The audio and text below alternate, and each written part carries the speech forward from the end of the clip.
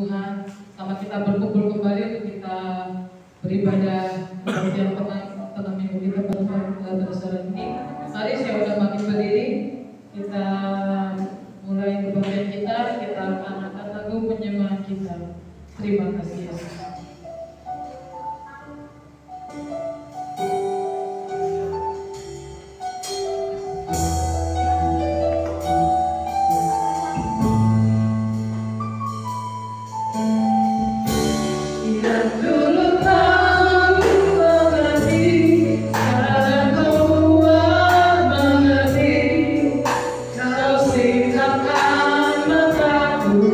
Dengan kasih-Mu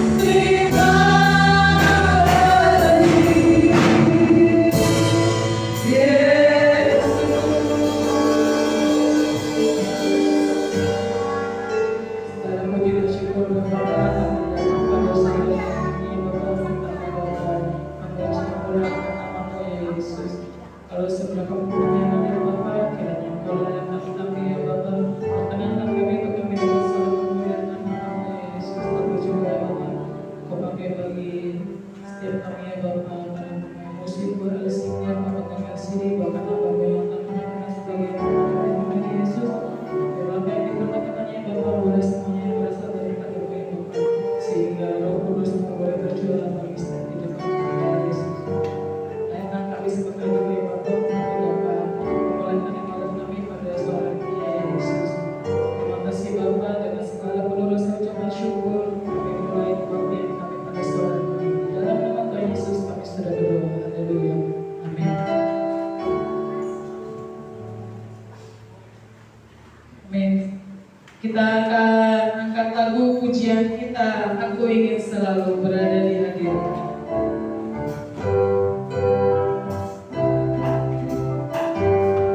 Aku ingin selalu berada di hadirat-Mu. Aku ingin selalu berlindung dalam nama-Mu.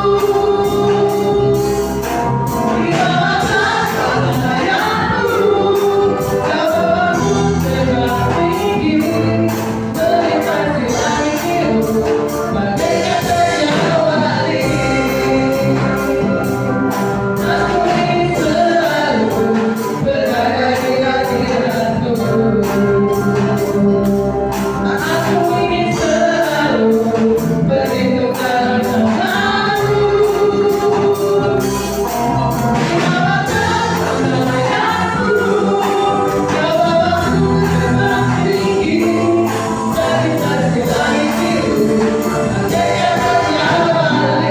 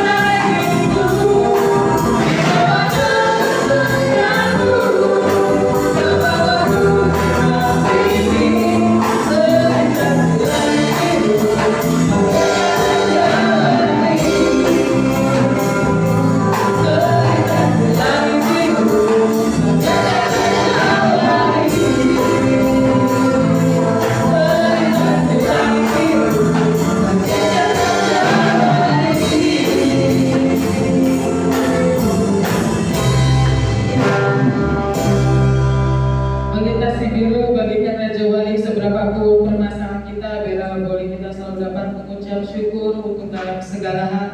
Jika ada Bapak dan Ibu yang ingin menyaksikan kasih kemurahan Tuhan di sepanjang minggu ini, sambil menunggu, kita akan angkat lagu pujian kita, Tuhan Raja Maha Besar.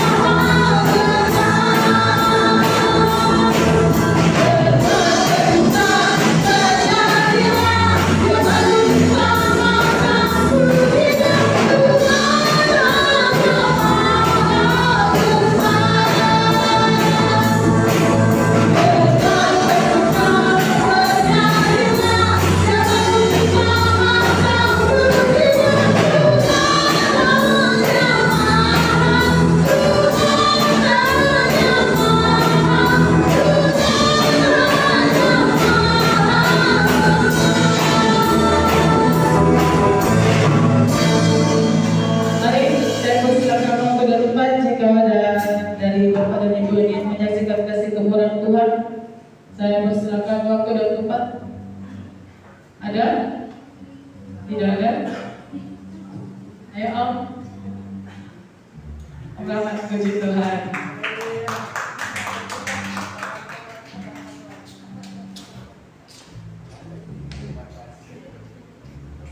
Selamat sore Bapak Ibu, selamat berbakti di tempat ini.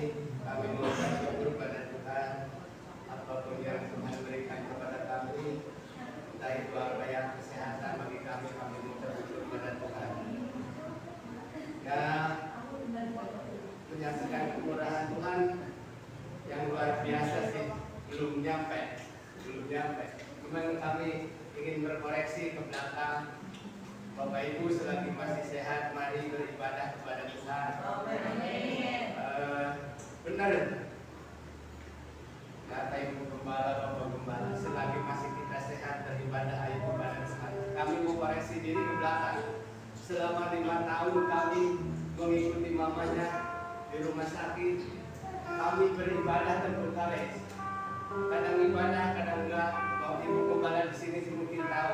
Oh ini nggak ada, mungkin lagi sakit kontrolan, mungkin perempuan. Memang betul, sampai akhir dipanggil di rumah sakit perempuan.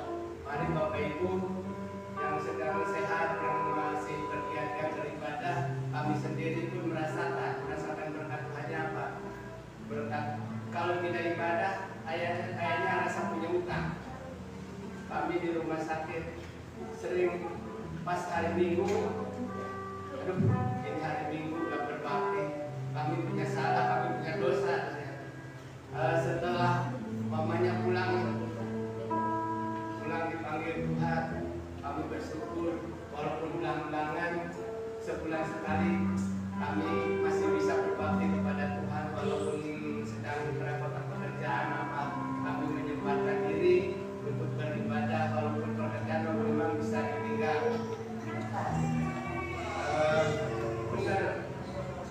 Benarnya apa? Kalau orang sudah dikatakan sakit, apapun yang kegiatan mesti berhenti. Pada hari ini kita juga ikut berduka cita ya. Anton sudah dipanggil Tuhan, dia setia kepada Tuhan, tahu dia pagi-pagi udah jalan kaki, berolahraga. Tapi kalau udah keserang sakit, biar anaknya dokter pun tidak bisa mengatasi. Karena hari ini udah waktunya dipanggil oleh Tuhan. Mamanya anak-anak juga tahu waktu itu tanggal 19 dipanggil Tuhan, mungkin itu sudah waktunya. Mungkin bukan karena penyakit corona, bukan yang sekarang juga. Itu udah kepastian takdir Tuhan, udah dipanggil hari ini. Kita yang masih sehat, mari Bapak Ibu, yang bukan menghibur buat kita sendiri beribadah kepada Tuhan. Kami bersyukur si Mei udah berkumpul lagi di sini, berarti udah sembuh sih. Itu berkat Tuhan, berkat anugerah daripada Tuhan yang mujizat luar biasa. Kami mengucap syukur pada Tuhan. Anak-anak semua sehat, yang ditanya batin juga sehat, Anti juga sehat. Cucu mau tambah lagi, udah 2 bulan. Bersana nanti mungkin pas pelepasan mamanya anak-anak 3 tahunnya berarti 7 bulan. Berarti kena bulan 1, bulan 2. Kita punya cucu lagi, bulan 2. Ya itu berkat daripada Tuhan. Mungkin kami sebagai orang tua bersyukur kepada Tuhan. Walaupun dia sedang salah dan kena musibah, yang penyakit ya sedang dialami oleh suaminya, tapi kami bersyukur dia diberkati Tuhan punya anak lagi. Kita sudah pikir, oh kamu bisa-bisanya nggak akan kerepotan, nggak apa katanya ini udah direncanain, mungkin ini juga kehendak takdir Tuhan, sudah kehendak Tuhan mungkin harusnya seperti ini. Kami juga bersyukur ya udahlah, kami bersyukur aja kepada Tuhan. Ya segala sesuatunya udah dicukupi.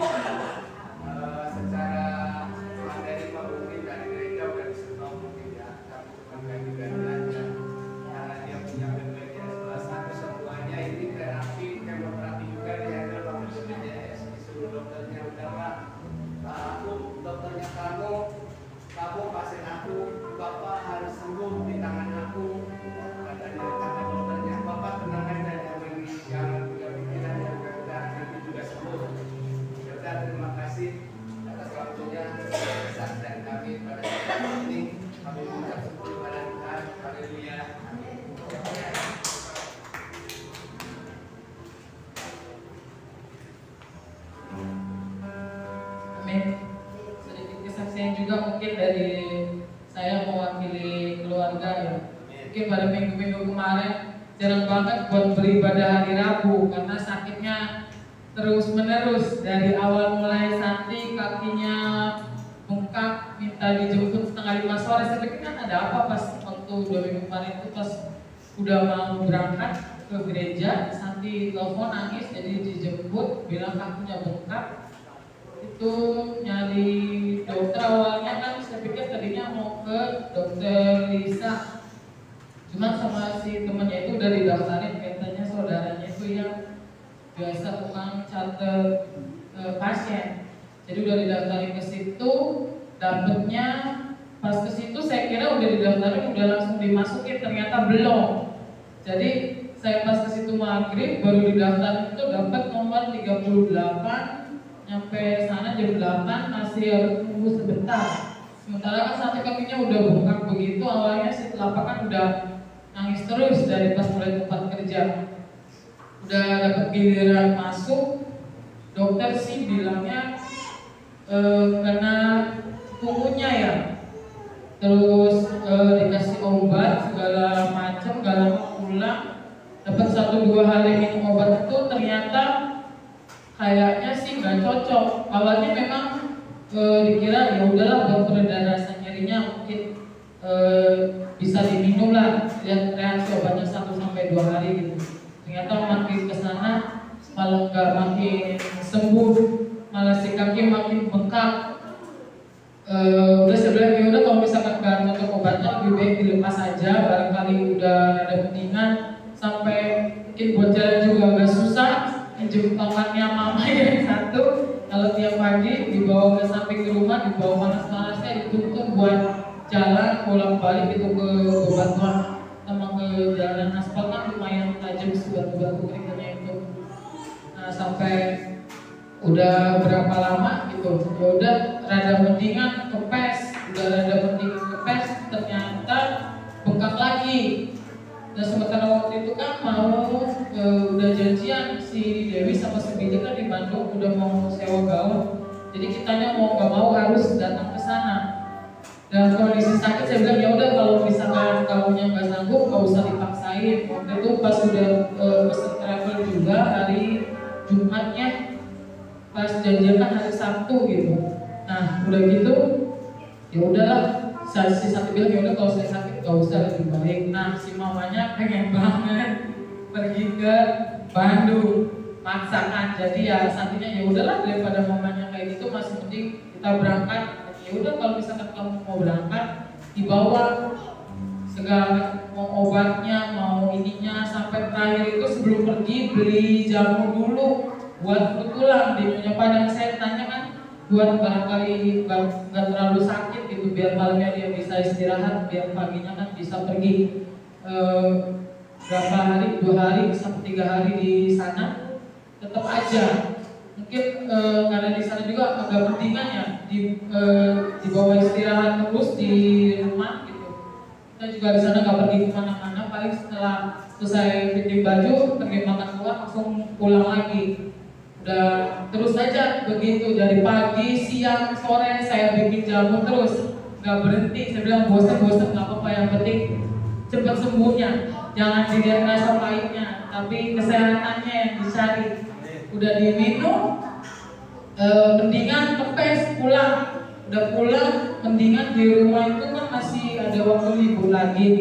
Nah sementara sebelum nyampe rumah itu sorenya udah ditelepon dari kantor, sisa udah harus berangkat, katanya ada selisih paham di komputer buat tagihan sales. Saya bilang ya nggak usah lah, orang anaknya juga masih sakit, mau gimana gitu. Sampai sore temennya WA itu saya yang balas, saya bilang orang anaknya masih sakit kok masih dipaksa, kalau misalkan ada apa-apa kantor mau tanggung resikonya enggak, itu aja. Sampai itu mereka nggak balas lagi. Udah besokannya Santi maksa buat berangkat, jadi diantar. Udah rada mendingan gitu, udah rada malam dia WA lagi si Santi bilang, aduh aku kakinya sakit lagi deh kayaknya, ngilu lagi si kaki itu. Pas pulang dilihat memang bengkak, dan besokannya itu bengkak dari mulai telapak kaki sampai setengah badan. Saya bilang ya udahlah coba aja ke dokter mana, kalau ke dokter awal nggak cocok, awalnya ke dokter sini Susanti tutup, ke dokter Rista juga kan tahunya dari Mama Elis tutup, akhirnya tuh lusa baru ke dokter Wahyudi, itu nggak nunggu cepet lah, nah, terus harus tes urin kata dokter Wahyudinya, misalkan kalau tes urinnya menunjukkannya hal-hal yang tidak diinginkan, tapi sudah bilang ya udahlah berdoa aja, namanya positif aja, ya Tuhan pasti sembuhkan gitu. Gak mungkin kalau itu akan penyakit jantung atau penyakit liver, namanya dokter kan hanya bisa menduga, tapi kan nggak tahu hasilnya bagaimana.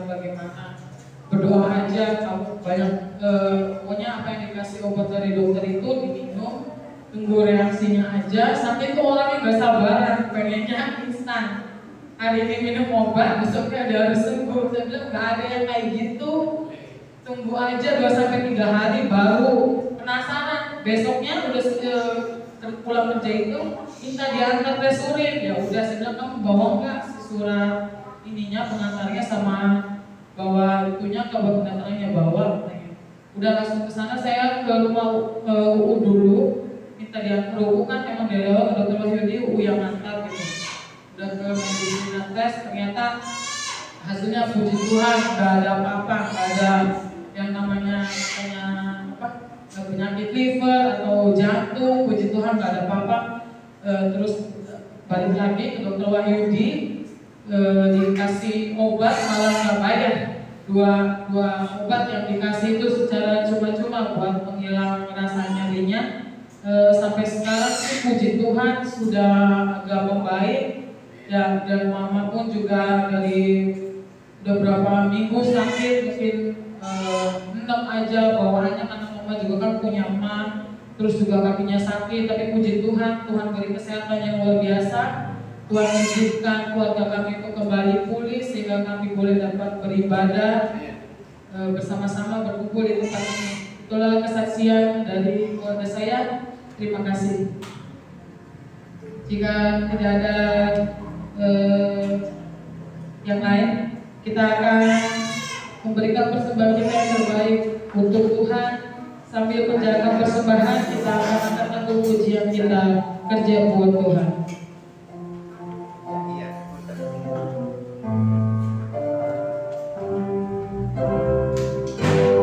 Terima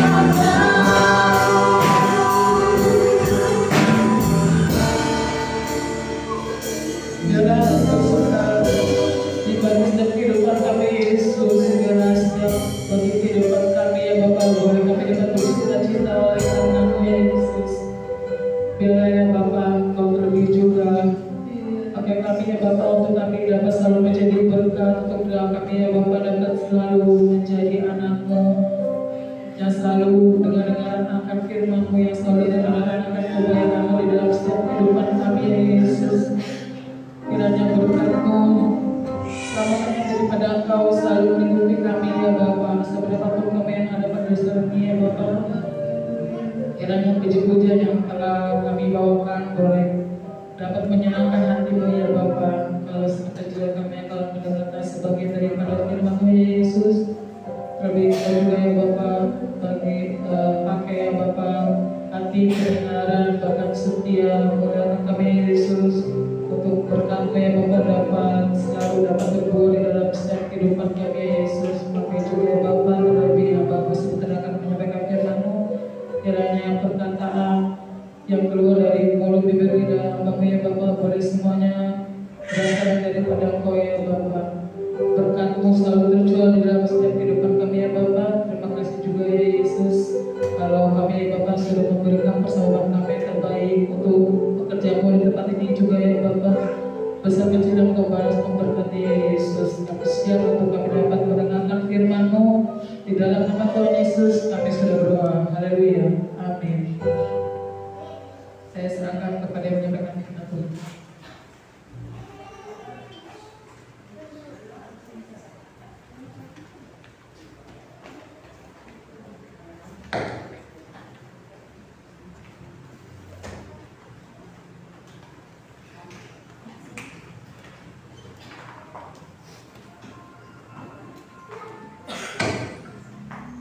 Haleluya. Lengkap di puji Tuhan, tetapi memang harus diwajibkan ya kalau kita beribadah pakai masker. Puji Tuhan, saat sore hari ini kita bersyukur masih diberikan kembali kesempatan oleh Tuhan. Ya, karena kesempatan itu kadang tidak datang 2 kali. Ya. Tadi pagi saya kaget habis doa tuh saya dengar berita duka, Om Anton meninggal kata suami saya. Padahal beberapa waktu lalu tuh sempat ketemu dia lagi jalan, kalau nggak salah kan sering jalan ya, sering jalan pagi. Orangnya juga sehat, baik, ramah, puji Tuhan, tapi memang usia sudah 73 ya, 72 ya. Benar firman Tuhan bilang 70 sampai 80 ya, kita sudah baru belajar beberapa minggu yang lalu. Makanya memang kita mau selalu menghitung hari-hari supaya kita bijaksana dalam menggunakan waktu. Ada waktu kesempatan untuk beribadah, kita gunakan untuk beribadah ya. Hari ini walaupun mendung seharian, tetapi puji Tuhan sore tadi mentari kembali bersinar ya. Jadi umat-umat Tuhan boleh beribadah dengan cuaca yang cerah. Puji Tuhan. Tema yang saya ingin bagikan pada saat sore hari ini adalah berbuah lebat. Berbuah lebat bersama siapa? Ya, bersama Roh Kudus. Nah, karena berbuah lebat itu adalah kerinduan Bapa kita, ya. Bapa kita punya kerinduan kalau anak-anaknya yang ada di muka bumi ini selagi masih diberikan nafas itu berbuah. Bukan hanya, oh saya nggak berbuat jahat kok, saya berbuat baik, enggak. Setiap momen kehidupan kita ketika masih tertanam di muka bumi ini, yang Allah inginkan itu menghasilkan buah. Bukan hanya kita hidup sebagai orang baik, enggak. Tapi esensi perjanjian Allah ketika kita masih berada di muka bumi ini, kita harus menghasilkan buah. Karena firman Tuhan katakan ketika Yesus melihat pohon ara dan tidak ada buahnya, diapain saudara? Ya, lebih kasarnya, ketika Allah melihat mungkin anak-anak ini kok nggak ada buahnya ya, tiap tahun ditunggu-tunggu tidak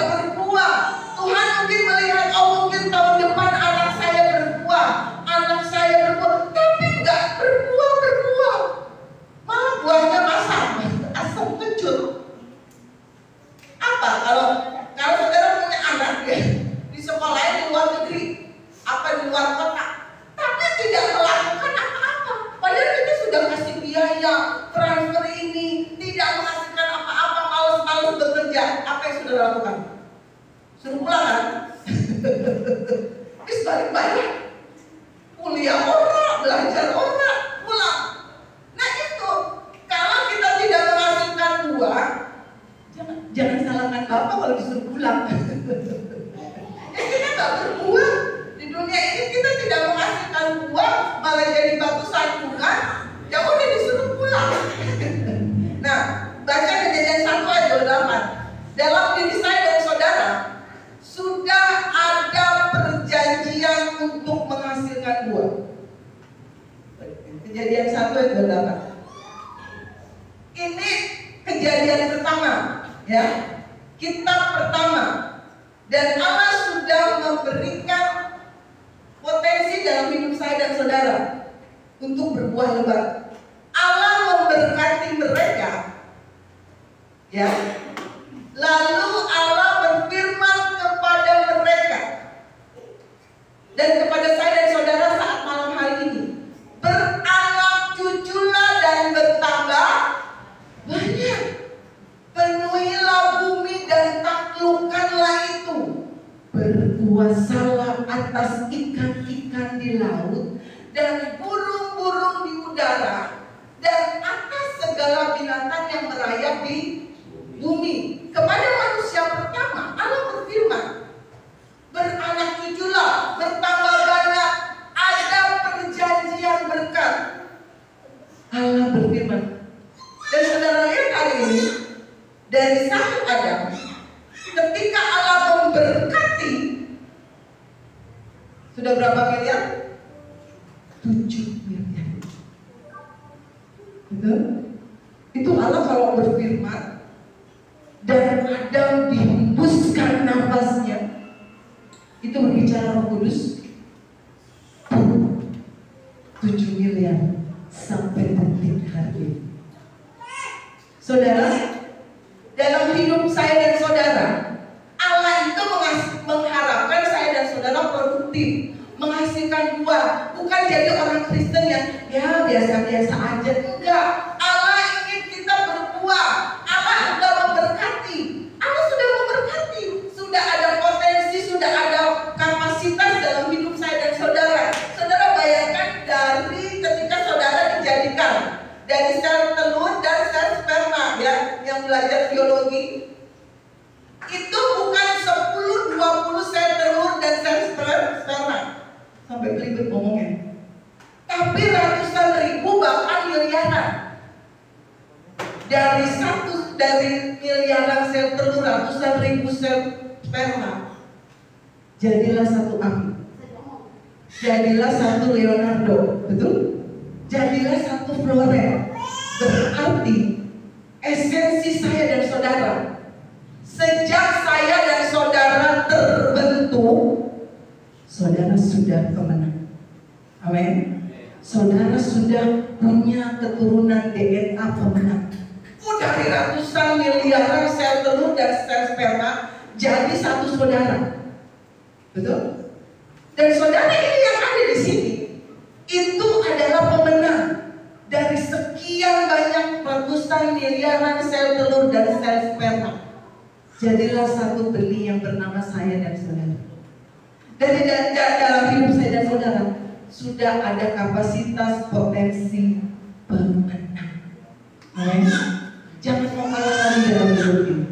Saudara ditakdirkan untuk selalu menang dan menang dan menang dan menang dalam menghadapi segala persoalan, mau itu sakit, penyakit, persoalan ekonomi, persoalan keluarga. Saudara sudah punya, diberikan Allah, diberkati Allah untuk menaklukkan semua itu bersama Roh Kudus. Amin. Jangan mau kalah, karena dari dalam diri saudara sudah ada kapasitas pemenang. Amin. Jadi mulai saat ini, Bapak Ibu Saudara lihat anak saudara, lihat mereka bukan lagi orang-orang biasa. Lihat suami saudara mereka adalah pemenang. Lihat istrimu mereka adalah pemenang. Lihat anak-anakmu mereka adalah pemenang, bahkan lebih dari pemenang. Jadi ketika masalah persoalan datang, engkau bisa menaklukkannya bersama Engkau menang. Dari dalam kandungan ibu, belum jadi juga ketika pertemuan sel telur dan sel sperma. Engkau Bapak Ibu Saudara dan saya sudah punya DNA pemenang. Ingat, jangan mau kalah dengan segala persoalan kehidupan ini. Kita mungkin ketika baru datang ke gereja 1 bulan, 2 bulan, gak apa-apa belum bisa berdoa, betul? Ada yang kalau suruh berdoa, gemeteran nggak ya? Gemeteran. Tapi yang sudah 5 tahun, sudah 10 tahun, kalau disuruh doa masih gemeteran, ya kemana aja itu kapasitas dalam hidupmu. Kalau masih 1 bulan, 2 bulan disuruh berdoa, gemeteran, keringet dingin, ya wajar. Tapi kalau 5 tahun, 10 tahun disuruh bersaksi, disuruh berdoa, engkau pemenang. Bahkan lebih dari pemenang. Kalau suruh berdoa, suruh bersaksi, suruh melayani, terima tamu, apapun pelayanan yang Tuhan percayakan, lakukan. Karena dalam hidup saya dan saudara ada potensi, ada kapasitas. Tuhan taruh karunia, talenta dan lain sebagainya. Dalam Kejadian 1 dan ayat 28 ini, saudara, ketika ada di muka bumi ini, engkau harus berkembang, bermultiplikasi. Talenta yang Tuhan berikan digunakan, jangan dikubur. Kalau kita bisa nyanyi-nyanyi buat Tuhan, kalau kita bisa senyum jadi asyir di depan, amin. Kalau kita bisa komputer jadi pemegang LCD ataupun multimedia, kalau kita suka dengan anak-anak diberikan talenta, ngajar sekolah minggu di gazebo tiap hari Minggu. Jadi potensi kapasitas yang Tuhan taruh untuk memberkati saya dan saudara di ayat 1 ayat Kejadian 1 ayat 28 berkembang. Saudara terus mengasah setiap waktu, sehingga talenta yang saudara terima mungkin Tuhan kasih cuma 1, nanti tahun depan jadi 2, nanti tahun depan lagi jadi 3, tahun depan lagi jadi 5, dan Tuhan akan pakai itu saudara berbuah, terus berbuah, bahkan berbuah lebat. Amin. Itu yang ingin Allah lakukan. Allah sudah memberkati. Saudara bayangkan, ketika Allah memberkati Adam, sekarang jadi 7 miliar. Ketika saudara menerima perjanjian itu, Tuhan berkati saya. Allah melakukan bagiannya, dan saudara melakukan bagiannya. Janji. Itu esensi perjanjiannya. Saudara lihat Alkitab saudara. Janji lama apa janji baru, atau perjanjian lama apa perjanjian baru? Perjanjian. Perjanjian 1 pihak apa 2 pihak? 2 pihak. Kalau Allah melakukan bagian yang memberkati saya dan saudara, mulai dari pertemuan sel sperma dan sel telur, dan saudara melakukan bagian saudara selama ada di muka bumi ini, jadi berkat itu dicurahkan terus mengalir. Engkau akan beranak cucu, bertambah banyak, memenuhi bumi ini, berkuasa atas segala persoalan, berkuasa atas segala masalah. Itu esensi saya dan saudara ada di muka bumi, berbuah lebat. Amin. Kalau nggak berbuah nanti tebak, kalau nggak disuruh pulang. Betul? Ya? Ini saya punya anak di muka bumi ini tuh nggak berbuah, nggak berkembang, nggak bermultiplikasi. Suruh pulang aja malaikat tuh menjawab jawab. Suruh tuh si A, si B pulang, suruh pulang aja. Daripada tidak berpulang, jadi batu sandungan, betul? Pulang. Ya. Kenapa Moses? Puji Tuhan. Potensi kapasitas yang sudah Allah berikan itu dipakai. Kalau saudara diberi talenta apapun, walau cuma 1, walau cuma 2, pakai, kembangkan itu sehingga saudara berbuah lebat. Karena setiap kita Allah inginkan berbuah lebat. Bapak itu senang kalau anak-anaknya berbuah lebat.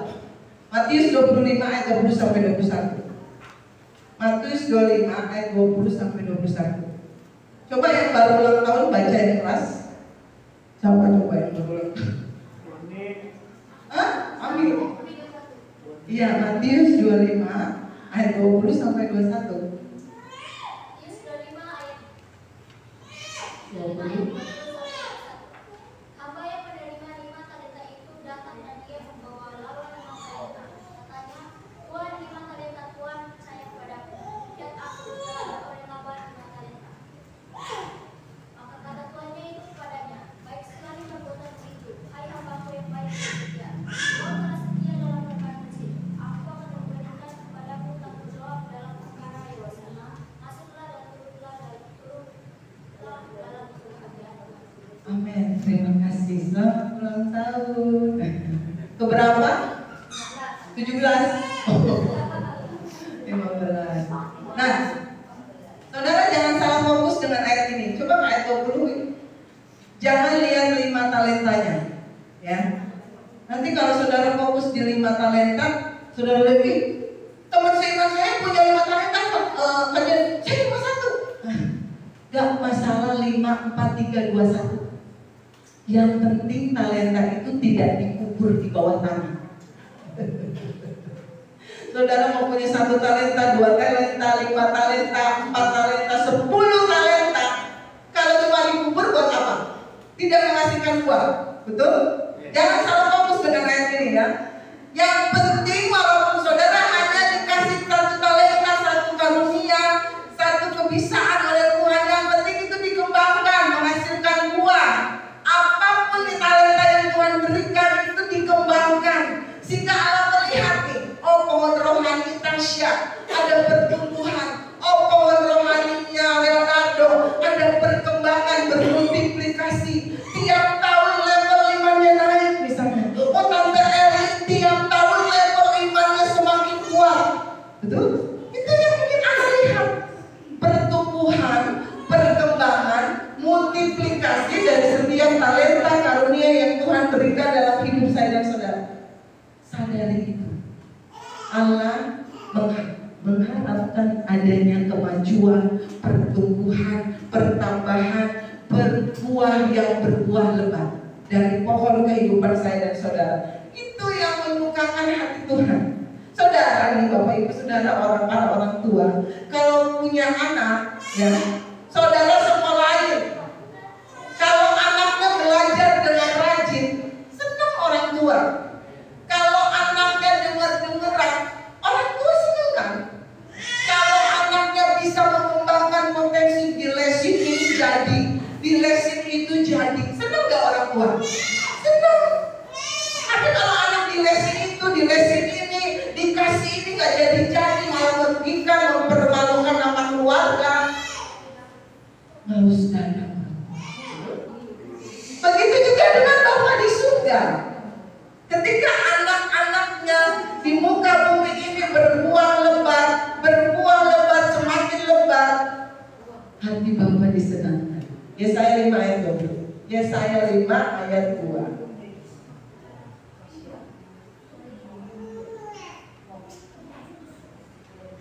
Bapak Rahmat bisa minta tolong bacakan? Masih kelihatan kan Pak? Bisa ya? Yesaya 5 ayat 2. Yesaya 5 ayat 2. Ia mencangkulnya dan membangun batu-batunya dan menemaninya dengan pokok anggur.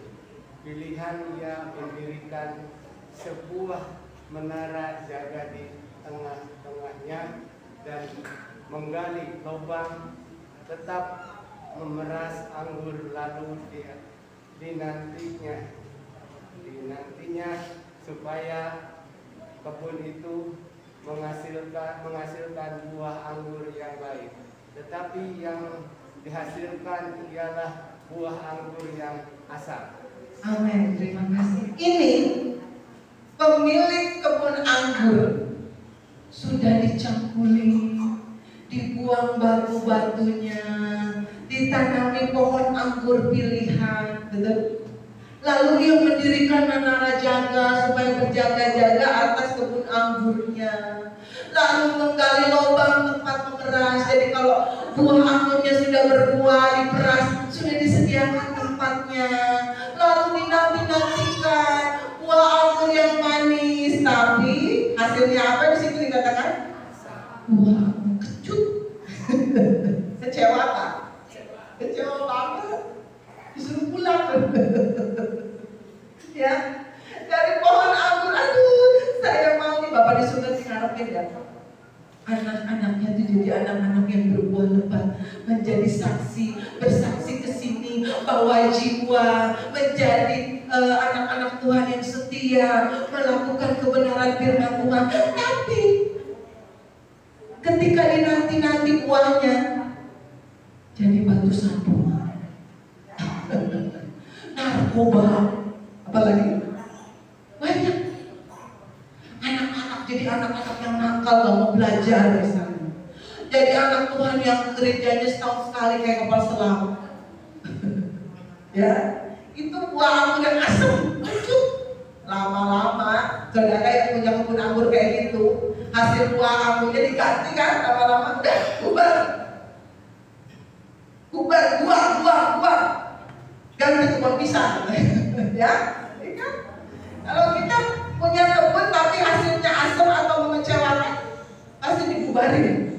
Jangan-jangan Tuhan membubarkan hidup saya dan saudara karena tidak menghasilkan buah yang baik, bahkan berbuah lebat. Nah, untuk kita berbuah lebat, kita tidak berjalan sendiri, karena tanpa Tuhan kita tidak bisa berbuat apa-apa. Tuhan kasih yang namanya Roh Kudus. Roh Kudus ini yang selalu ada dalam hidup saya dan saudara. Dia yang membantu kita, menemani kita, supaya selalu hidup kita dipenuhi dengan Roh Kudus. Saudara jangan berpikir kalau orang yang penuh dengan Roh Kudus itu berbahasa lidah, berbahasa roh, jangan ya. Enggak, itu hanya manifestasi.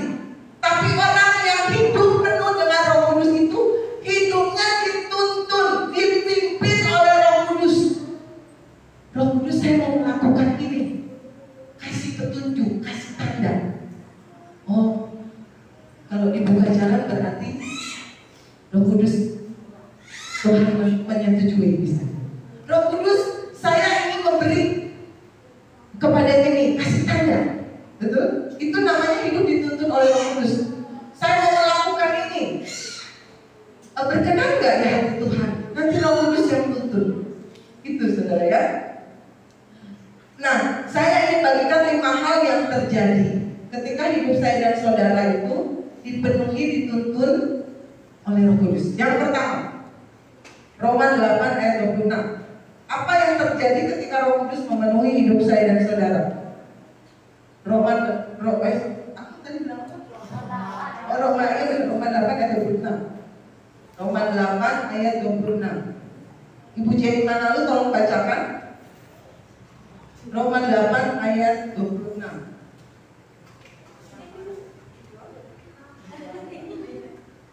Roma 8 ayat 26. Ya. Demikian juga Roh membantu kita dalam kelemahan kita, sebab kita tidak tahu bagaimana sebenarnya harus berdoa. Iya, sampai situ aja. Terima kasih. Ini kerjaannya Roh Kudus. Roh membantu kita dalam manusia itu penuh banyak kekurangan dan kelemahan. Betul? Nah, Roh Kudus yang membantu saya dan saudara untuk mengatasi setiap kelemahan kita. Apalagi di masa pandemi seperti ini. Saudara mendengar banyak berita, membaca banyak berita tentang virus corona. Sudah sampai tingkat berapa? Tahu? Ya, jenisnya sudah bertambah. Ketika Roh Kudus ada dalam hidup saya dan saudara, saudara ketika mendengar berita tentang corona, banyak korban yang meninggal, apakah membuat iman saudara lemah atau semakin mendekat sama Tuhan? Itu Roh Kudus yang bantu. Ya, karena kalau Roh Kudus tidak bantu, saudara mendengar berita-berita sekarang, aduh, takut ya, biasanya gak mau kemana-mana, gak mau bekerja, gak mau apa, takut gak mau ke gereja.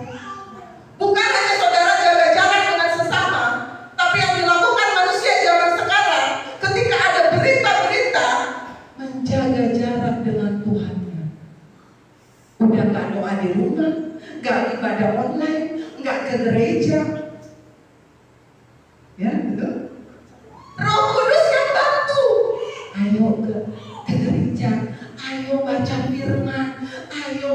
bahwa itu kerjaannya Roh Kudus.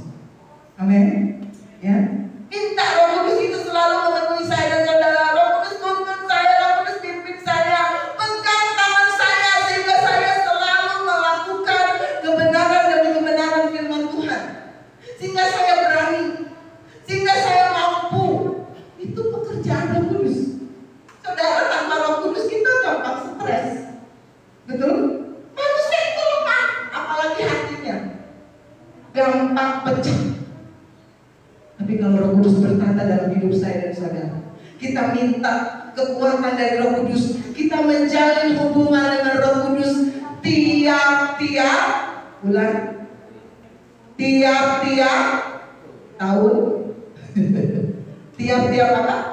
Hari. Saudara mendapat kekuatan baru setiap hari. Dialirkan kekuatan itu, dialirkan semangat hidup kembali, dialirkan semangat untuk saudara bekerja, dialirkan kembali untuk saudara menghadapi segala sakit penyakit. Itu kerjaannya Roh Kudus. Saudara dihibur ketika saudara susah, lemah. Itu kerjaannya Roh Kudus. Sehingga kita selalu kuat menghadapi setiap persoalan. Oh, hidup saya dan saudara akan berbeda kalau Roh Kudus ada dalam hidup. Berbeda. Saudara akan berbeda dalam melihat masalah. Ketika orang lain ketakutan, saudara meningkatkan iman. Oh, saya punya Tuhan yang berkuasa. Oleh bilur-bilurnya saya sembuh. Saya ditutup bungkus oleh kuasa darah Yesus. Beda kan pemikirannya? Kalau orang dunia, aduh takut. Megang ini takut, megang itu takut. Iya betul, harus dijaga. Tapi jangan ketakutan yang menguasai hati saya dan saudara. Ya, betul kita harus berjaga. Sekarang bukan lagi 3M kan? 6 kan bahkan? Saya nggak tahu lagi apa lagi. Tapi itu harus disertai dengan iman kita. Itu yang pertama. Roh Kudus akan mendatangkan kekuatan yang baru. Yang kedua, apa yang terjadi ketika Roh Kudus memenuhi hidup saya dan saudara? Yesaya 11 ayat 2. Yesaya pasal 11 ayat 2.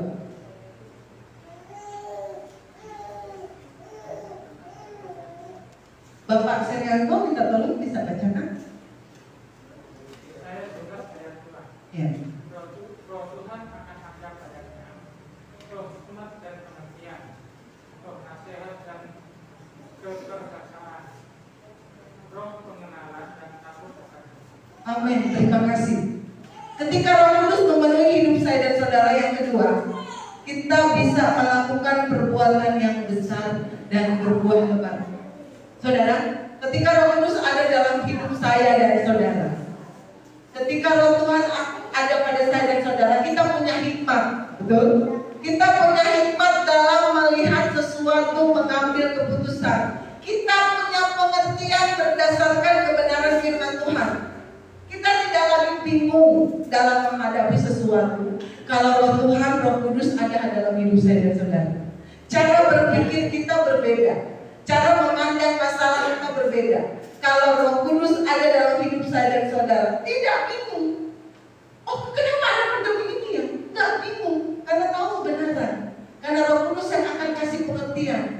Bahkan habis kita dibuat mengerti, ada selalu nasihat-nasihat dari Roh Kudus lewat kebenaran firman Tuhan. Bahkan ada keberanian untuk saudara melangkah. Betul? Di saat orang lain ketakutan, saudara berani. Saudara pernah orang bilang, ih, kok cara berpikir kamu beda ya? Betul? Ih, kok kamu kayaknya lebih dewasa dari teman-teman seumuran kamu? Ya, itu kerjaannya Roh Kudus. Dia kasih hikmat, dia kasih pengertian di saat mungkin dunia tidak mengerti dengan situasi dan kondisi sekarang. Kita mengerti, ya, karena kita mengerti, mengenal firman Tuhan. Kita nggak bingung dengan kondisi sekarang, betul? Banyak orang yang bingung sekarang. Mau bikin acara bingung, ya kan? Mau bikin ini bingung, nggak boleh. Tapi kita tidak bingung. Karena kita tahu Allah turut bekerja dalam segala sesuatu, dalam segala masalah pun Dia bekerja. Itu yang kedua. Yang ketiga, terjadi ketika Roh Kudus hadir dalam hidup saya dan saudara. Galatia 5 ayat 20. Siapa yang pengen baca? Tanda bisa?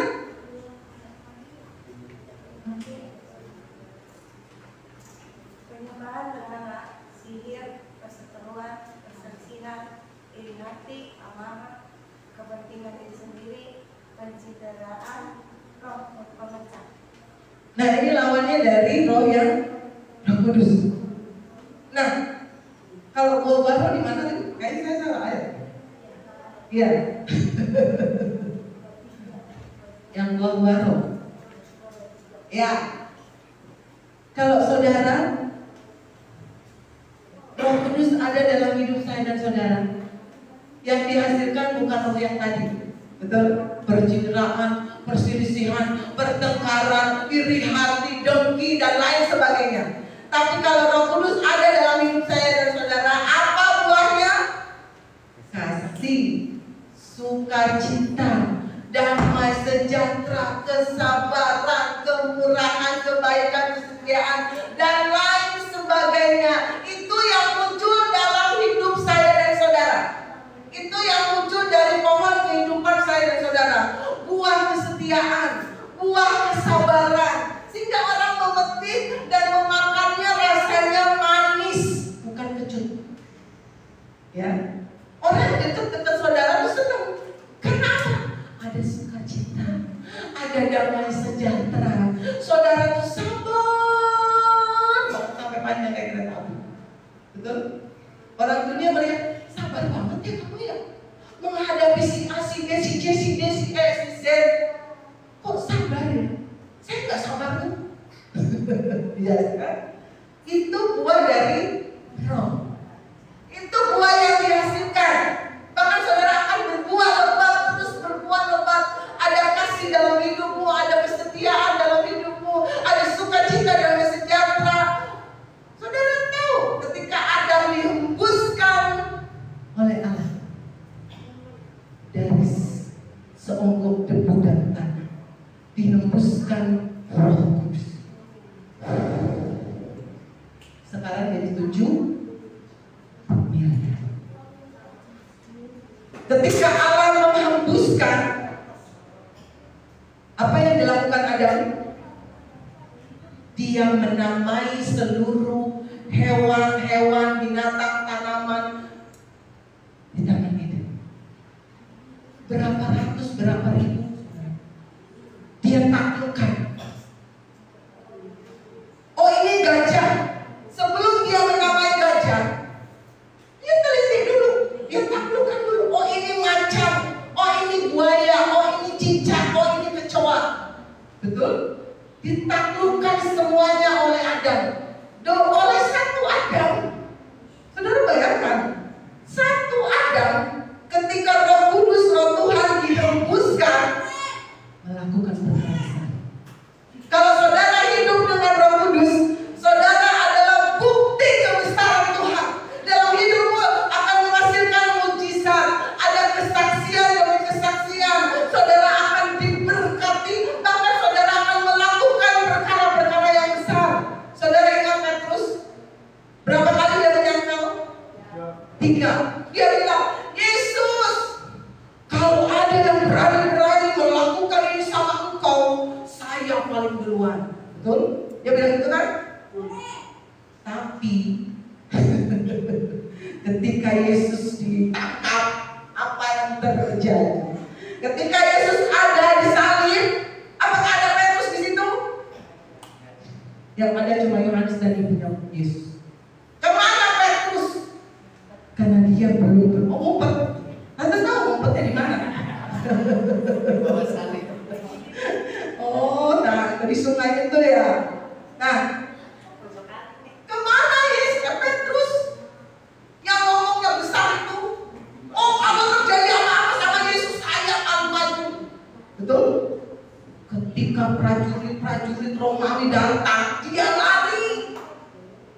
Tapi saudara ingat, lihat di dalam cerita Alkitab mencatat di Kisah Rasul, ketika Roh Kudus memenuhi hidup Petrus, ketika Petrus berkhotbah, harimu yang sama. 3.000 dari seorang pengecut, dari seorang yang hanya bisa berbuat. Ketika Roh Kudus ada dan memenuhi hidup Petrus, dia melakukan perkara yang besar. 3.000 orang bertobat. Saudara bayangkan, dahsyat kalau Roh Kudus menguasai hidup saya dan saudara. Bahkan yang dipakai aja akan terherankan, kok bisa ya saya melakukan ini? Kok bisa ya saya menghadapi ini? Betul? Itu yang ketiga, ada buah-buah roh. Yang keempat, apa yang terjadi kalau Roh Kudus ada dalam hidup saya dan saudara? Kisah Rasul 10 ayat 38. Yesus pun dipenuhkan Roh Kudus. Ya. Yaitu tentang siapa? Yesus dari Nazaret ini Tuhan kita. Bagaimana Allah mengurapi dia dengan apa? Dengan apa saudara? Roh Kudus dan kuasa. Dia ketika Roh Kudus memenuhi hidup Yesus, saudara perhatikan, berjalan berkeliling sambil apa? Berbuat baik dan menyembuhkan semua orang yang dikuasai iblis. Sebab Allah menyertai.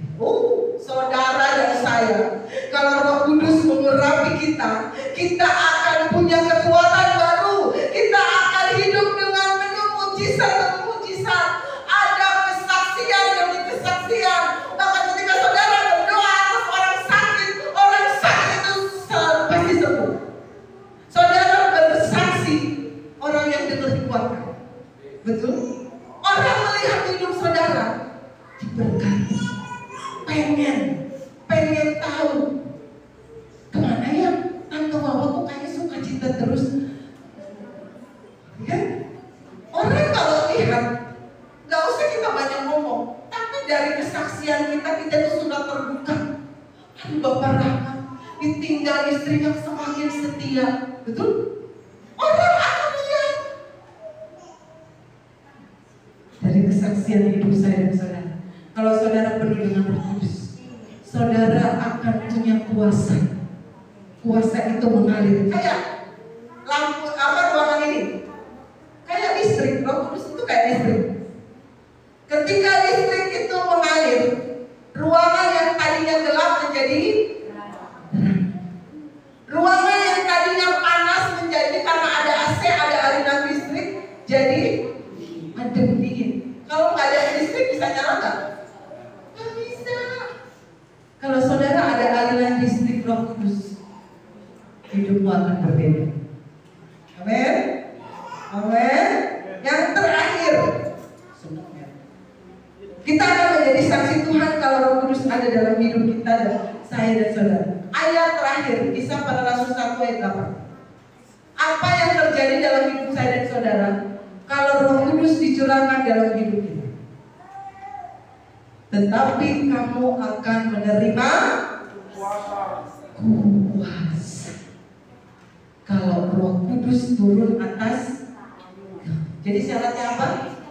Roh Kudus harus turun atas hidup saya dan saudara. Baru kita menerima kuasa. Kuasa untuk kuat melakukan perkara-perkara yang mungkin secara dunia mustahil. Tapi kalau ada Roh Kudus, tidak ada yang mustahil bagi Tuhan. Kita mampu menghadapi penyakit ini, kita mampu menghadapi masalah ini, kita mampu melewati badai corona. Kalau Roh Kudus turun atas hidup saya dan saudara, dan kamu akan menjadi apa? Saksiku di Yerusalem, di keluarga kita, bahkan di Haur Gelis, bahkan di Jawa Barat, di Indonesia, bahkan sampai ke ujung dunia. Kesaksian Bapak Rahmat, kesaksian Sinta disiarkan langsung di seluruh Indonesia. Siapa tahu ada 1, 2, 3 orang, 10 orang ketika mendengar kesaksian mereka dikuatkan, dibangkitkan kembali iman. Itu namanya menjadi saksi. Amin. Kalau di warung ada misalnya pembeli yang aduh susah, kasih semangat.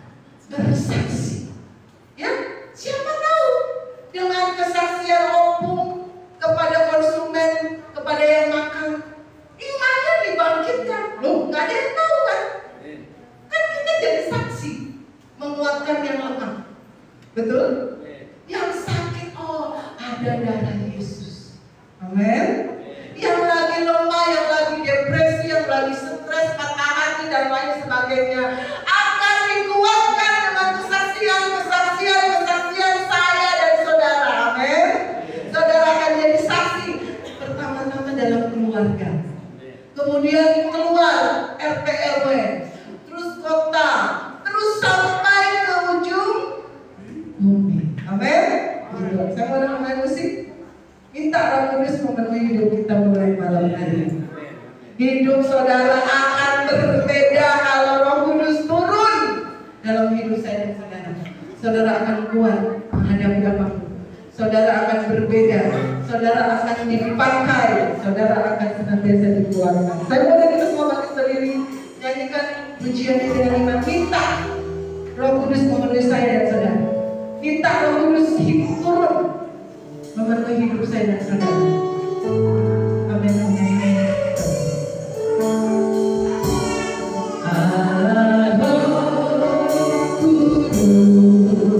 Penuhi kami Tuhan.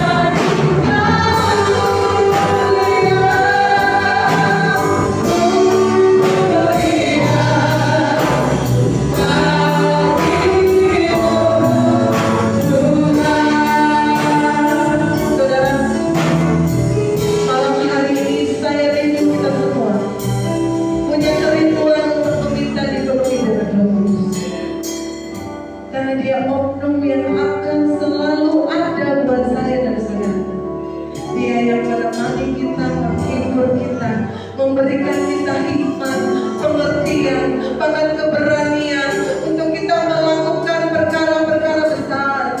Ketika Roh Kudus turun atas hidup saya dan saudara, kita akan punya hidup yang berbeda.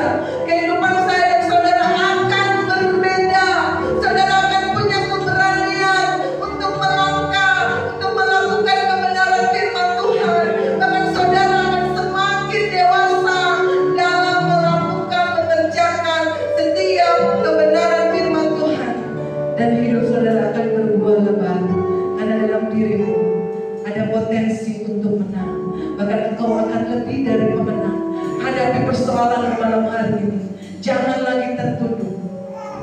Engkau punya Roh Kudus. Tegakkan wajahmu, pandang Yesus, dan minta kekuatan Roh Kudus mengalir atas hidupmu, sehingga hidupmu berbeda. Hidupmu akan melakukan perkara yang besar. Engkau akan jadi saksi Tuhan. Engkau akan menjadi berkat. Kemanapun engkau pergi dan berada, kemanapun engkau melangkah, ada Roh Kudus yang memberikan hikmat. Engkau akan senantiasa bersaksi, menjadi saksi Tuhan. Hidupmu akan berbuah lebat, dan menghasilkan buah-buah yang manis bagi Tuhan. Sehingga Tuhan tersenyum melihat buah-buah itu bermunculan dari dalam hidup. Nyanyikan pujian ini dengan iman. Minta Roh Kudus memenuhi hidup saya dan saudara. Minta dengan iman malam hari ini.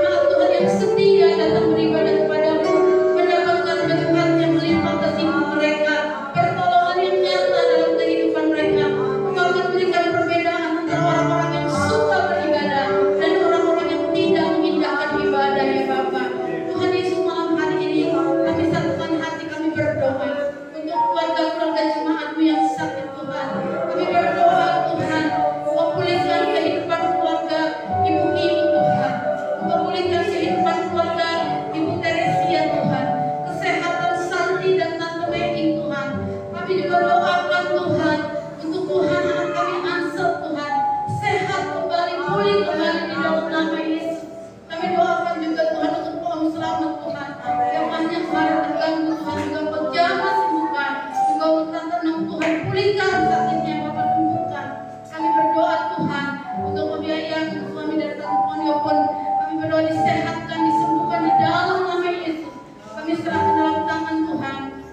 menyembuhkan Tante Lilis Tuhan. Kami percaya Tuhan sudah sembuhkan kakinya. Dia boleh sehat kembali. Dia boleh kembali bekerja, beraktivitas dan melayani Tuhan. Bahkan Tuhan, anak-anak Tuhan yang saat ini dalam keadaan lemah tubuh, untuk keluarga Cinoni juga Tuhan. Tuhan terus pulihkan, berikan kesehatan yang daripada Tuhan. Seisi keluarga mereka mendapat mujizat daripada Tuhan. Terima kasih Tuhan. Para pembantu keluarga yang sakit di bagian pencernaannya juga Tuhan.